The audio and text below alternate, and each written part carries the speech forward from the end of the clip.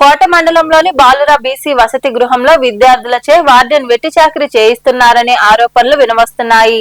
ఉదయం టిఫిన్ తయారీ చేసేందుకు విద్యార్థులచే చపాతీలు తయారు చేయిస్తున్నారని ఫిర్యాదులు వెళ్లాయి.